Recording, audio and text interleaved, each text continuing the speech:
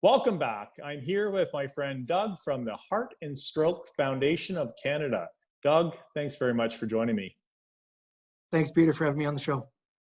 So let's connect you with Stratford. You're on Stratford Summer Music's board. How did you get involved with them? We have deep roots to Stratford. My wife Stephanie grew up in town, and I actually grew up just outside of Stratford. So we've spent a lot of great time here over the years. And one thing led to another, and I was given the opportunity to get involved with a great organization.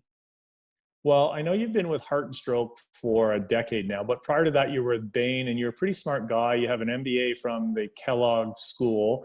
So how do you do that from, if you will, humble beginnings outside of Stratford on a farm to the CEO of the Heart and Stroke? Well, I think it's really about great coaches, great mentors, great teams. And I've been incredibly fortunate at every step of the way to get to work with people who are passionate, have a lot of expertise, and really care about the people they work with and want to see them learn and grow. So I've benefited from countless colleagues over the many years, and I look forward to doing the same with the colleagues I have today. Doug, now the Heart and Stroke is a national organization, and one of their biggest mandates is research. Tell us a bit about that now that February is Heart Month. Yeah, absolutely. Research is really at the core of everything we do. And, some people may know we're the leading funder of cardiovascular research in Canada after only the Canadian government. And very close to where we're shooting this show today, in London, over the past 8 years, we've funded over $10 million of world-class research with the University of Western, the Robarts, and the Lawson's Institute.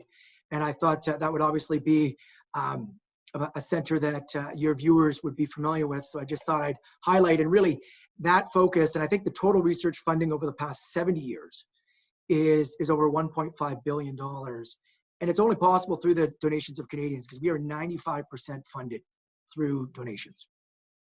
Now, Doug, I know one of the things you have a great strength in, especially in the nonprofit, only 3% of your funds goes towards administration. How do you run a national charity that tight? Well, we work like owners. We ask ourselves, we want to spend the money as if every donation was coming from ourselves. I often think of my mother, who is a donor of ours, and how would she want her money spent? Having said that, of course, the 3% does not include the cost of fundraising. So when we're running events, that is an addition. But we really watch every dollar because we want to have the most impact possible with the dollars, and at the same time, really innovate for the future, especially at a time like this. Yeah, exactly. Now, Heart and Stroke affects a massive amount of Canadians. In fact, it's actually shocking. So can you give us some of the stats on it, please? Yeah, it's alarming. 9 out of 10 Canadians have a risk factor, which means they have a higher likelihood of suffering from heart disease and stroke. We have upwards of 2 million Canadians that are living with the effects of our diseases today. And of course, that doesn't include all the caregivers and family members who play a critical role at all times, and especially during times like COVID, to support. So really, it touches practically every Canadian one way or another. Yes, exactly. And certainly is touching our family right now. Doug, what about with February as Heart Month? What are you doing nationally in terms of raising awareness and also research and different things that are going on this month? Yeah, no, for sure. So Heart Month is the month of February. I know we didn't pick the warmest month, but it does have Valentine's Day, which is a nice tie-in. We are going to be trying to raise awareness in the marketing media side of things, and helping people realize that the fight for heart disease and stroke is far from over. We've made great strides, so we want to celebrate those successes, but we really also want to highlight the work that's still yet to be done.